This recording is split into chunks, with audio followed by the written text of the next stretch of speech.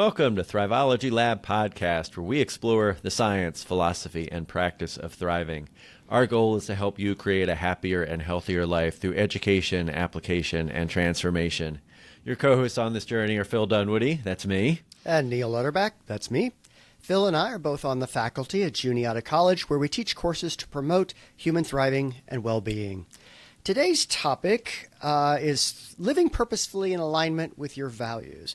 And we're going to divide this topic into two portions. Today we're going to look at just what are we even talking about when we talk about values, talking about purpose, what even is it we're talking about? And then part two, we're going to look at some of the practical applications, the how-tos, the nuts and bolts of that. So where do we start? Where do we start? Exactly. So as I was talking to some of my students about this yesterday, and I jokingly said this is the meaning of life episode, because to some extent, right, purpose is this, what is a meaningful life to you, and what does that look like? And you and I know from teaching this, one of the things we ask our students to do is to actually reflect on their values, and then clarify them explicitly, and then kind of make goal statements about their future selves and what they want to become, so that they think much more explicitly about that connection between what they really value and what they do on a daily basis, so that they're purposefully headed in a direction that feels meaningful to them. And our students routinely say they have never done anything like that before. They've never been asked to reflect on their values and what a meaningful life actually looks like for them. And I find that somewhat astonishing, but then maybe not surprising. Right, exactly. And we're going we talked yesterday and we'll talk today about some of the effects of modernity and how where we are now. But I think something that's really useful to my thinking that you and I enjoy doing is like thinking about what would this have been for sort of Paleolithic hunter-gatherers. Yeah. And, as Paleolithic humans, principally looking at some survival things. They're hunting, they're gathering, they're getting food, they're getting shelter, they're protecting the tribe. Once all of those things are met, it makes sense that the next human question would be, why are we here? Yes. And then, we talked yesterday, how do we get from like monkeys to Mount Olympus? Like how do you go from just that survival animal basis to thinking about, well, there are gods and forces in the universe that explain some of the forces causally that we might experience on the planet. Yeah. And to just briefly, right, from evolutionary psychologists and evolutionary philosophers and biologists will often talk about kind of what function does having this search for meaning and purpose serve. In other words, how is it evolutionarily advantageous to us? Which is admittedly a kind of a biological reductionistic view of something that can be quite a spiritual big picture thing. And I think we want to look at both of those. Sure, I don't mean to be exclusionary in either one, but to take that kind of reductionist psychological, biological perspective. As we talked about in the episode on kind of relationships and tribe and community, we are social animals that to be successful, literally to survive, we need to understand, I need to understand how you think. I need to know your intent, whether it's positive intent toward me, negative intent. I need to be able to read your emotions, your cues. In other words, I need to constantly be trying to figure out what you mean and what your purpose is toward me and others in the tribe, right? So in other words, we are hardwired, or evolution has kind of designed us to seek out meaning and purpose as a tool for social cohesion, because this is what allows a tribe to be effective. If we're all just autonomous doing our own thing and there's no sense of empathy, I really don't understand what you're doing or have an interest in it, we're not going to be able to coordinate. We're not going to be able to problem solve. We're not going to be effective as a social species. So that this kind of bias we have toward seeing causation and seeing meaning and purpose, we then, just because we're hardwired to look for it, we then start looking for it everywhere. Right. Not just in people, but maybe in plants and in other animals and in the weather. And that this is essentially how you go from focused on just other animals in your tribe to then seeing causation, anthropomorphizing what's happening around you to say, oh, well, we don't have enough rain or we have too much rain. The gods must be happy. The gods must be sad. And what can I do to appease them in the same way I would want to appease someone in the tribe that there might be conflict with because it's bad for social harmony. Yeah. Right. So I think this is an interesting, again, admittedly biological reductionistic view of why we tend to look for meaning and purpose. That said, I don't think it is reducible to that. I think it is one of the things that helps us see it. But I think where we feel it phenomenologically is often when often there's some crisis in our life, right? When something feels out of whack, and we often don't know what it is. We just know, we may know we're depressed, we may know we're anxious, something doesn't feel right. Or someone dies in your life. My sister died in the last year. I had a couple other friends die over the past couple of years, right? And that will often, I think, should have you reflect on not only why am I here, but what am I doing with this precious time that I have? Because I never really know how long it will last. And that forces us to look at, like, well, is there a disconnect between what I think is important to me and what I'm actually doing on a daily life, in my daily life? And that's part of what this is about. Yeah. And I think you and I have talked about this in the past. And I think the pandemic for a lot of people was a major crisis point. Yes. That revealed a lot of that sort of disconnect we often feel. We'll talk about how those might have manifested, but how for you, Phil, what was that sort of pivot point for you, or what did you notice during the pandemic? So, oh my gosh, I think I was I feel like I put my head down and didn't even think, like, that the work exploded in terms of trying to move us as an institution online. And I just did the work, right? Like I felt like I put all of that on hold to some extent. But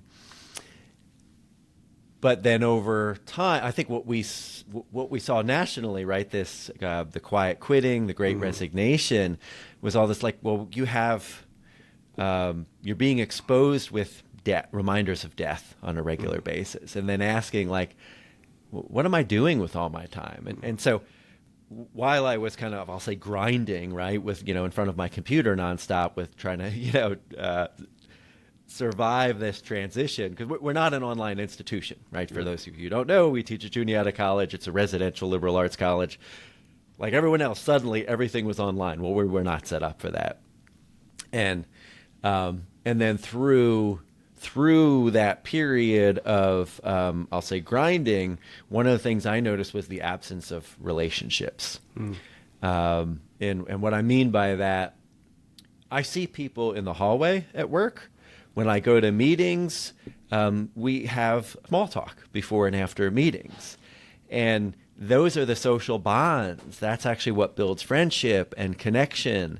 And all of that went away. And what I was left with instead was meeting after meeting where only the business happened, right? And all of the kind of the social networking, the renewal that is so important to our kind of mental, spiritual health, that disappeared. And I found that hard.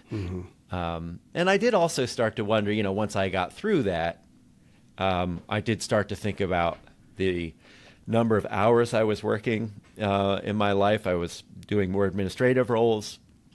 And is that really what I wanted for myself? Part of what I went into academia and even a smaller liberal arts college was because I wanted what I saw for me as a better quality of life.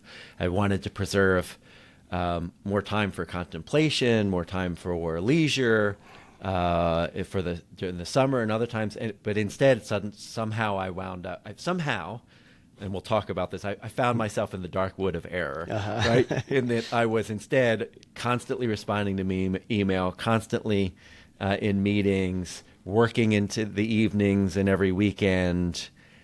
And, at one point, I don't think I was even conscious of it so much until my wife said something to me about like, you're working all the time now. And I was kind of like, I am.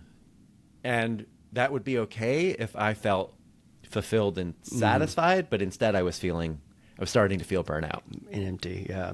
All right. So how about you? Yeah. For me, going into it, I would have said that I had a very clear purpose. I had it like in my bones. You could say, why are you here, Neil? I could have rattled it off verbatim.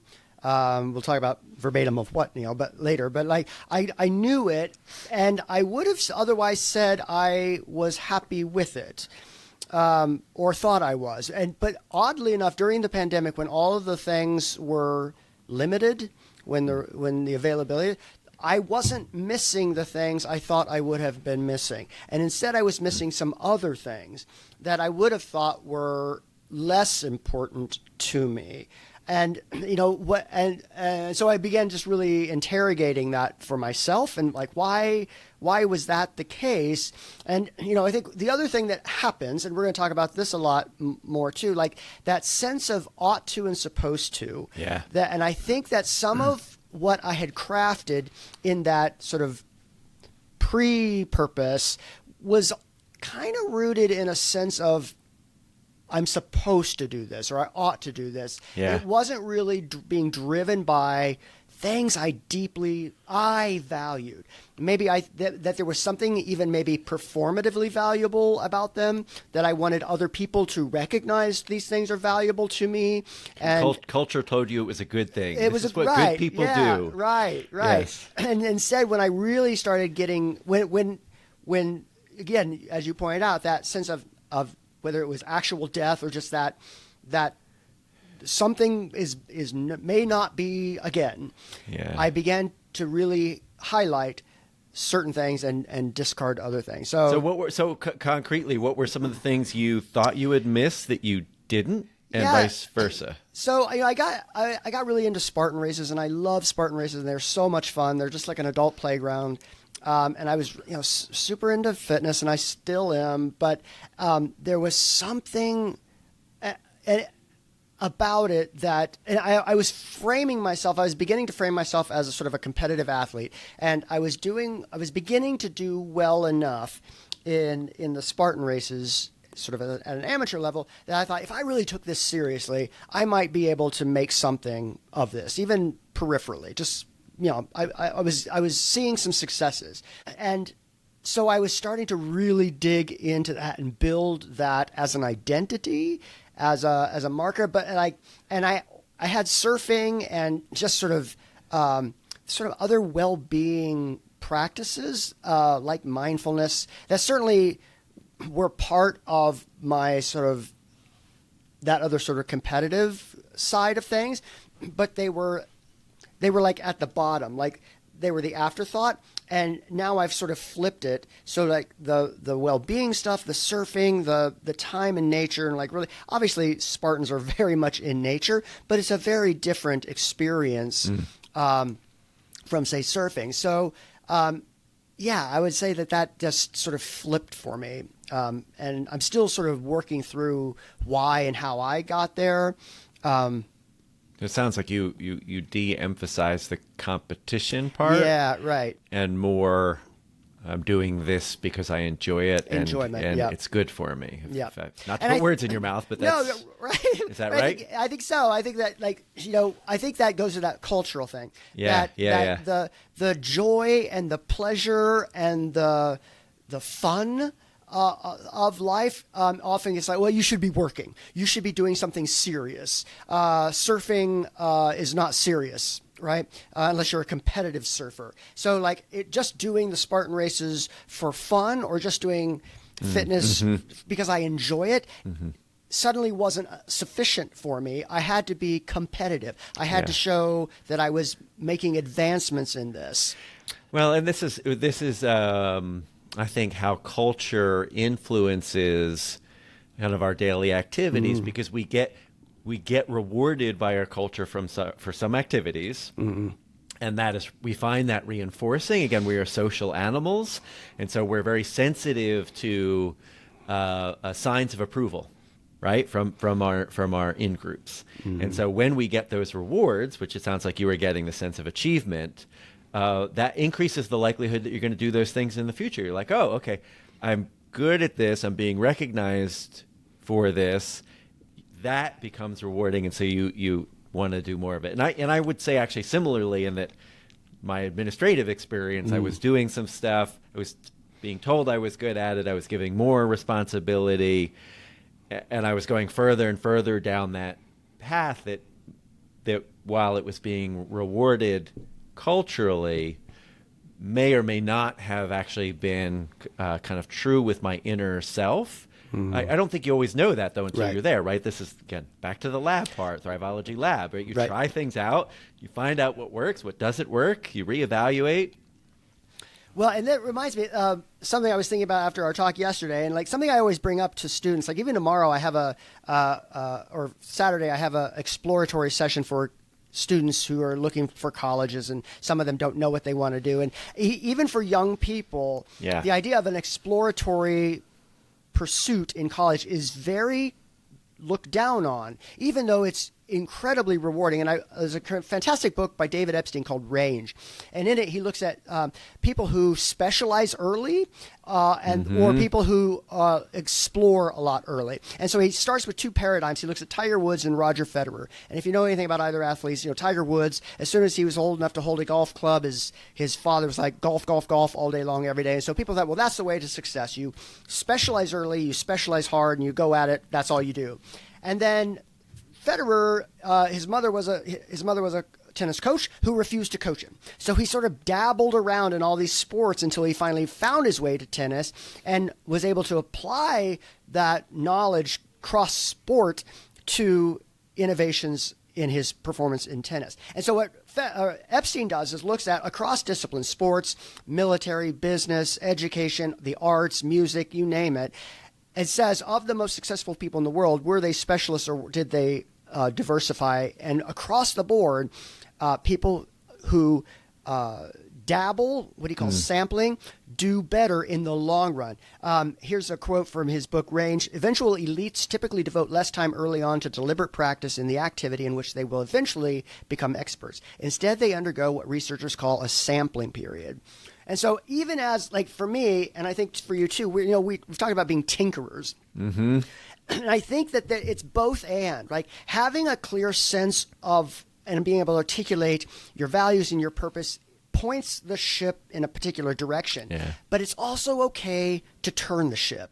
Oh, like, my gosh, yeah. When that direction no longer serves, go to a different island. That's okay. Well, yes, absolutely. Right. So I'm reminded of when I was graduating with my PhD, I had a moment of doubt as to whether or not I wanted to continue in academia. That was my intention. I went through the 5 years of grad school. I was a little burnt out. I mean, it was a grind. There were parts of it I enjoyed. There were parts of it in terms of atmosphere. I'll just be blunt. I looked at a lot of my professors in an R1 competitive institution, and many of them did not seem like happy people. Right? They had essentially given up everything else, including their families, to be successful. And I was questioning, like, is that really the life I want? And so I remember talking with a fellow PhD student, and he asked kind of what I was doing after graduation. And I was actually going to work for my father-in-law, who's a civil engineer, and I was going to do land surveying. And I told him that. And I said, I'm just not sure yet if I want to continue with academia. I want to take some time to think about. And he said, that would scare the shit out of me. And I was like, what do you mean? He's like, I've spent all this time. He's like, I can't question it. And so I think there is a courage that is required to self-reflect and to say that the path I've been on and that I have invested a lot of time and energy into maybe it was the right one when I picked it, but I'm not the same person, right? So it may or may not still be the right direction for me. You only know that through regular reflection. And this brings us to, I think, our discussion of what are your kind of core values and and what is your purpose, and that people do get this sense of what Corey Keyes' term languishing, and in a way almost being stuck. Like, what am I doing here? Why am I here? Adam Grant talks about this, and that it's not. Sometimes it's not even this feeling of burnout and disengagement, as a lack of purpose, a lack of meaning. Mm-hmm. So yeah, there's a quote from Corey Keyes here: "Languishing feels like being on an airplane circling above the runway but unable to land. It doesn't feel like I'm in imminent danger. I'm strapped into my seat and generally fine, but there's a sense that I'm waiting for a resolution that's taking forever to come. Strangely, I'm not even sure what it is." Right? I think a lot of people, particularly during the pandemic, sort of felt that, like, I'm not, and I felt that in many ways too. Like, I'm not depressed. I'm not exhausted. I'm not burnt out. I just don't feel quite as purposeful. I don't get out of bed quite as quickly. Yeah. Well, our jobs involve a lot of mentorship, and you might say a lot of helping students try and figure out what their values are and their purpose. I mean, I view a lot of what we do as advising is helping clarify that. I'm not trying to turn students into me. Right. I'm trying to help them figure out what their path is, what's important to them, and I'm trying to help them differentiate that from what their parents have told them it ought to be, right? And what society has told them. If those things mesh, then great. Mm-hmm. But if you go down a path, this is the difference between that ought to and what I really feel driven to deep inside. If you go down this path of, well, I ought to do this, and my parents think it's good, and society says it's good,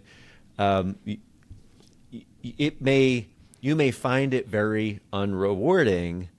And that is, I'd say that is okay. Yeah. You want to be able to reassess and say, well, all right, where does your passion lie? You're actually going to be most productive, most creative. You're going to make genuine contributions in the areas that you feel most passionate about. So you cannot ignore that. And we're going to talk about, like, the difference between sort of finding your passion and forging your passion. But I too, I always tell students, like, it took me 10 years, 3 schools in 2 states to get through my undergrad.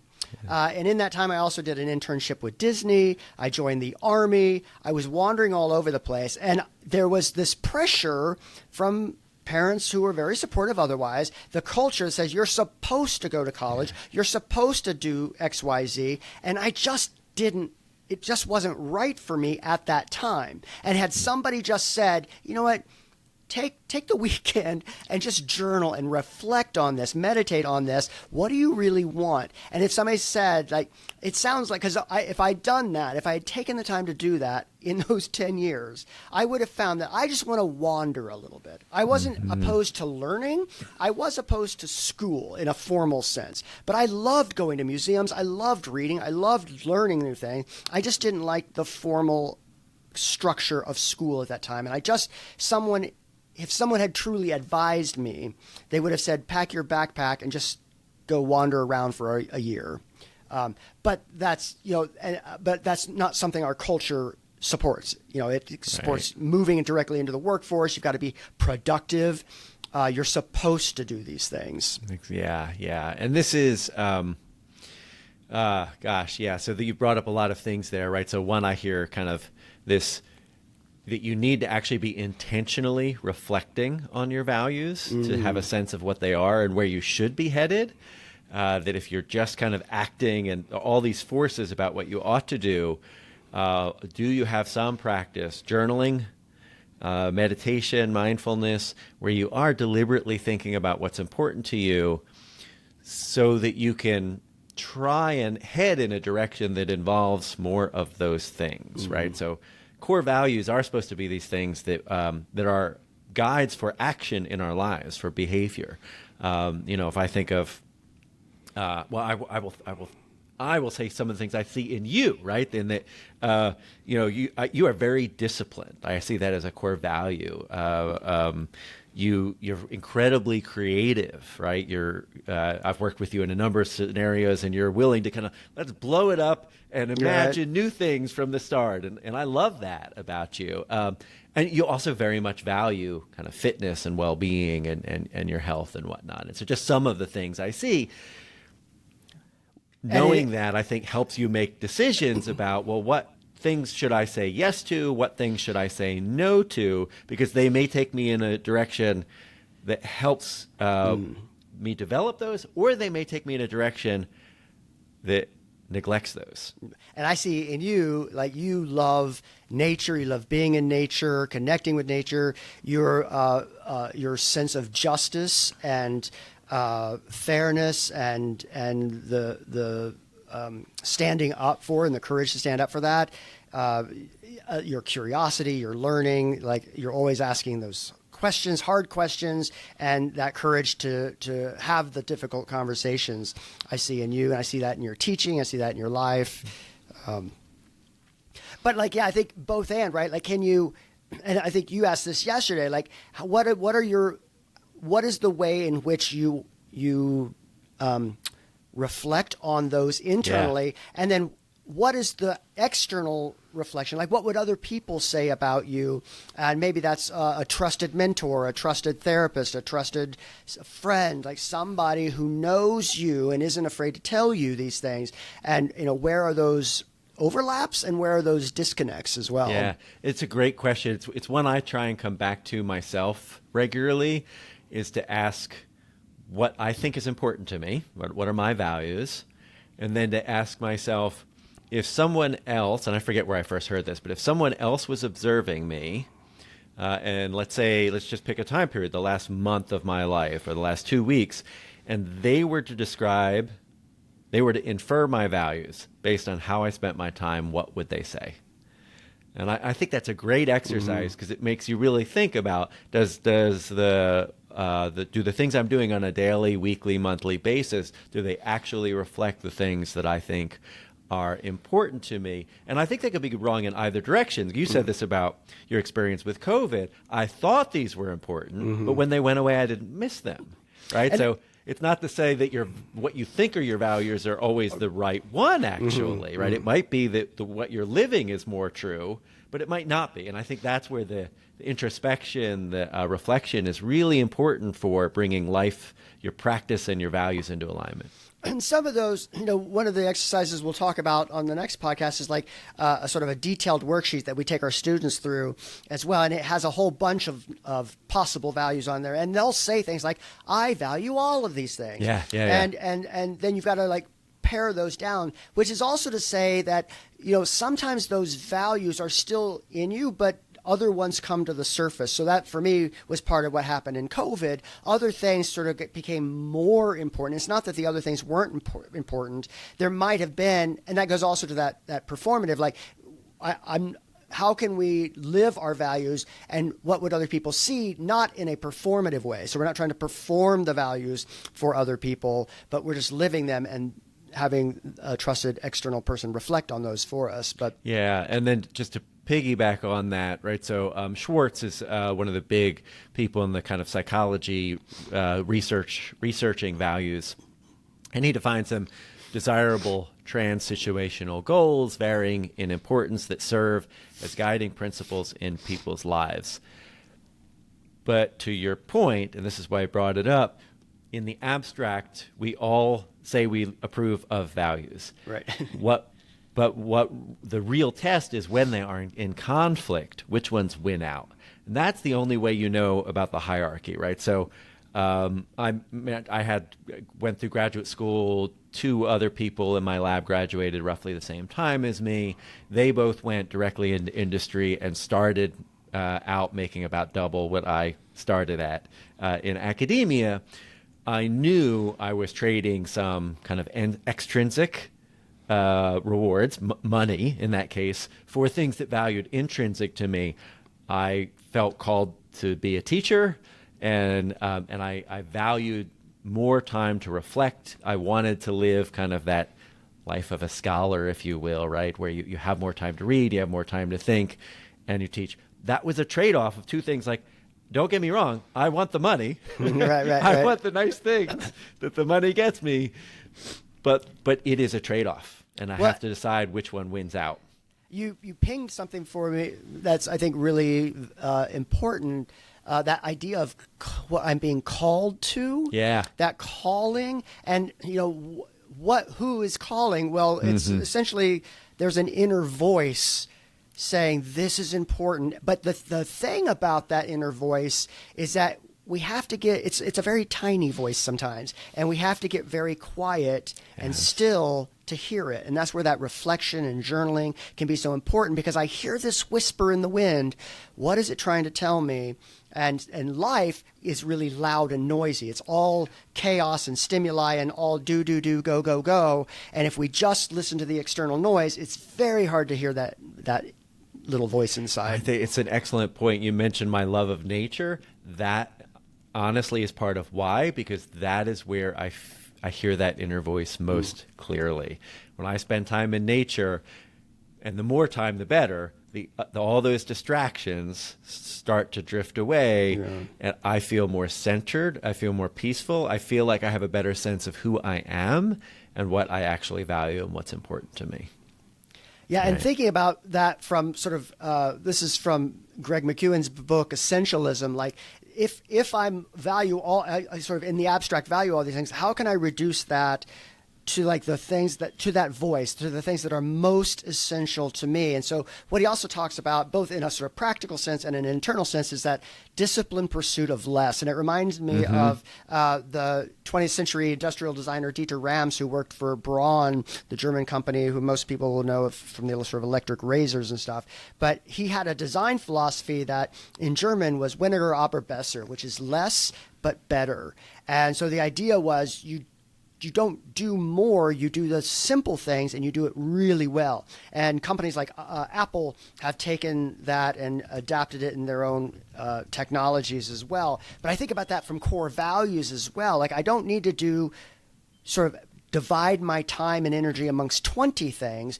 I want to divide that about a few or 5, say, and really devote my full attention and energy to them, such that I'm doing good for myself and for someone else and the world and some community, that I'm applying my skills and values and passions to someone's betterment. Yeah, so the research on well-being shows that if you focus on extrinsic values, you are likely to be more successful on that. You are likely to make more money and whatnot, but you are going to be less happy, less satisfied than focusing on intrinsic values. Right now, what I tell my students is that ideally we want to find a place where these cross, where the things you value, the things that are important to you, that you really want to do, you can also make a living at, because it is nice to have heat and food. And it's not that money doesn't matter for well-being. To be clear, it does actually. Poverty is very stressful, very hard on people. But if you focus just on the external rewards, you're going to feel like your life is more shallow. And Viktor Frankl in Man's Search for Meaning really describes he contrasts his approach with more traditional psychoanalytic approaches by, for example, Freud. And the more traditional psychoanalytic approaches really emphasize these basic human drives. They're kind of like we started this conversation, humans as animals. And what does that mean? It means we need sex and we need other things, these basic animalistic drives. And Frankl doesn't dismiss those things as unimportant, but he says that's not actually the big picture. The most important driver of human behavior is this search for meaning and purpose. And he's a Holocaust survivor, right? So this book is an incredible book to read, because he talks about he does talk about some of the horrors of the concentration camps, but it's not a list of how horrible it is. Right. It's more about how he found meaning and purpose and how that allowed him to survive this horrible situation. I'm not going to say thrive, but how it allowed him to survive it. And that without that, he would not have. And he talks about this, that you saw. He's like, when people gave up the will to live, which was very easy to do, given how horrific the circumstances and even the probability of survival, you knew your odds were limited. It's like once you gave up hope, you were going to die within a few days. There just wasn't. And we actually see this in the literature, that having a sense of purpose, a sense of meaning, feeling like your life is meaningful, is related to lower rates of sickness and illness and longer life expectancy.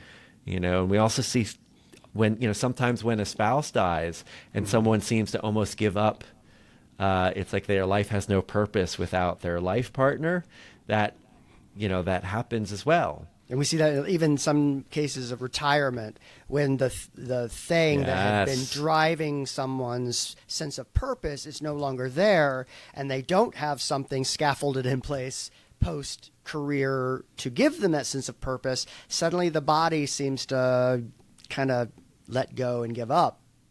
Well, if your only purpose is your work, right, and that comes to an end, this is where I think a more fulfilling life your work, I think, should have a sense of purpose to it, but there should be other things, right? I mean, I certainly, as a dad, that's a big part of me. Certainly as in a relationship with my spouse, that's a big part. So it's not one purpose, I guess is the point, right? There can be many things in our lives that actually give us purpose, and that's probably healthier, because to your point, when one of them goes, then you have other things you can kind of lean on. Well, and to the Frankel example, like essentially those people, their career purposes, all those other purposes were stripped away.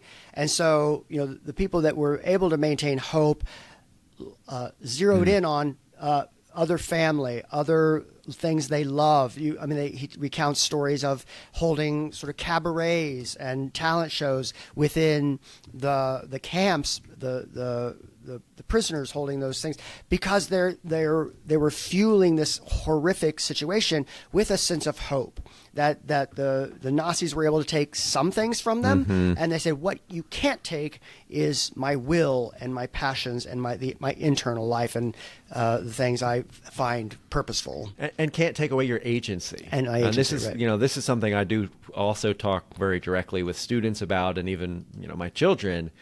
Because I hear people say things like, well, I didn't have a choice. I have to do this. I have to do this because either, my parents require it or someone else requires it or my teacher requires it. Like, no, you have a choice. What you're saying is that there are consequences that come with those choices. Well, yes. It's different. Yeah, right. Yeah. But you have agency, and Frankel talks about that very much as well. It's like, yes, they put us in just this horrific environment that you had to preserve some of that sense of purpose and agency to survive it, right? The sense that, okay, you can take a lot away from me, but you can't take everything. I think some of what happens is that we go through a lot of life doing what we think we're supposed to be doing, right? What we've been enculturated, what we've been taught. This is what it means to be a good person. And we get sometimes to a midlife point. It can happen at other points, but I think the typical midlife crisis is this sense of, I've been doing all these things that I was supposed to do, and I'm recognizing maybe my mortality, right? That I'm at this midlife, literally, point, maybe even less. And is this all? What am I doing with the time that I have left? I think that's a very healthy. I think we want to actually have that reflection much earlier and more often, and more often.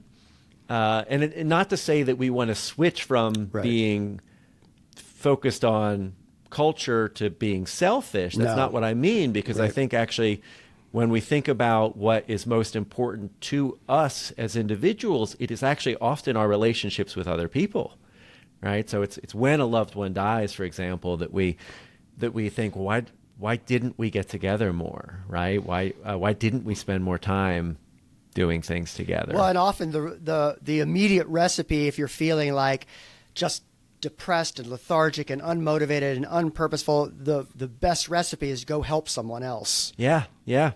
Go work at a shelter. Go do work for someone else to fix some of that. And this is one of the the paradoxes of happiness, I think, is that you don't find happiness by looking for happiness. Right. You find happiness by doing other things that result in happiness. And the research shows one of the biggest ones is actually helping other people, right? So you're not helping other people to be happy. Right.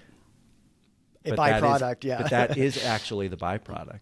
I think one of the questions we wrestle with is how to find your way, and this difference between kind of culture and what it tells you is the path versus yourself. And so I read Martha Beck's book, The Way of Integrity, Finding Your Way to Your True Self. This is published in 2021. This has made me think a lot about my own life and my own value and purpose and how I'm spending my time. And I'm not going to go through the whole analogy. Martha Beck does a fabulous job of really discussing this through the lens of Dante's Divine Comedy, and talks about being lost in the dark wood of error. And that is basically coming to some point in your life where, kind of like we just talked about with the midlife crisis, okay, I'm here. How did I get here? What am I doing here? Is this really where I want to be? I don't think it is, because I feel anxious, unhappy, whatever it is, right? And she describes this, and you hear other philosophers and psychologists describe this as really this tension between doing what we've been enculturated to do. You know, a good person, they go to school and they get their degree and they get a job and they get a family and they do all the responsible things. Not that that's bad, but the things you've chosen along that route may or may not resonate with you at a deep level. So there's this inner truth, we were just talking about this inner voice, right? And it may be so long since you've listened to that inner voice that you can't hear it anymore. And that's why you're lost in the dark wood of error. And so that there is this, I think, this necessary reflection of, why am I doing the things I'm doing? What are my actual values, right? Am I living in a way that is in alignment with them? And Martha Beck talks a lot about this. This requires incredible courage. She describes her life of growing up in a very strict Mormon family, getting married, becoming a professor, doing all the things she's supposed to do, and then starting to question all of it, and eventually leaving the church, realizing that she's gay, leaving her marriage. But it was this moment. It had become a crisis for her of physical health. We've talked about the mind-body as not being separate things, and she absolutely talks about, if you are living out of integrity, and what she means is out of wholeness, then you're living a fractured life, and you're going to have health consequences, physical and mental, emotional, spiritual. Well, and the analog to Dante is very telling. I mean, what is Dante's Divine Comedy about? Essentially, hell. He starts midway in our life's journey. I found myself in a dark wood, the right road lost.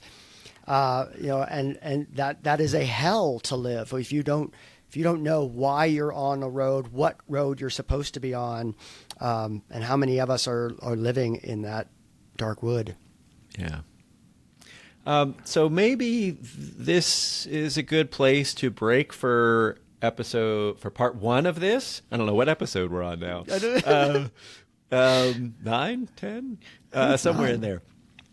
And then in the next one, we are going to talk about some approaches to finding your values. There are some psychology approaches to it. There are also some more kind of introspective, reflective approaches. I think I would say doing all of them is good. And then we'll talk a little bit about habits, right? How do you create, right? So if you find, as you and I were planning this podcast, it was kind of like a chicken and egg question of what should come first, because you can't figure out how to move into alignment with your values and goals until you actually have a sense of what they are. Right. And that can be really challenging, I think. That first part is not taken lightly. Yeah. Well, and so much of that, about that habit, so much of what gets us out of alignment is habits that are out of alignment. Some of the behaviors that we do day in, day out that aren't supporting the true self here. Maybe challenge for this week to get you ready for next week is to do some journaling, do some reflection on your values. If you had to make a list of the things and keep it to see what happens if you only had 5, you had 5 magic tokens, you could only give the token to 5 things. What would those things be? What is that inner voice telling you? Yeah, and I think you could go about this 2 different ways, and I would encourage both. The one is essentially what you just described in terms of that inner voice, right? And if you were to just articulate them. And then the other one being to look at your own life and notice what you have actually been spending, what you voluntarily spend a lot of time on. And money, time and money. And money, right? Yep. And what does that tell you about what some of your values are? And it's okay if you do or do not like some of those things, right? Yep. These do not all need to be positive things. Right. You may find that you value materialism more than you realized, for example, or whatnot. But yeah, engage in that reflection. So that's it for this episode. Subscribe to the Thrivology Lab on Spotify, Apple Podcasts, YouTube, or wherever you get your podcasts. Leave a comment or question on YouTube, and we'll be sure to respond. And be sure to follow us on Instagram and Facebook. If you have questions or comments, if there's a subject you'd like to hear us discuss, please reach out to thrivologylab@gmail.com. Thrive on. Thrive on, friends.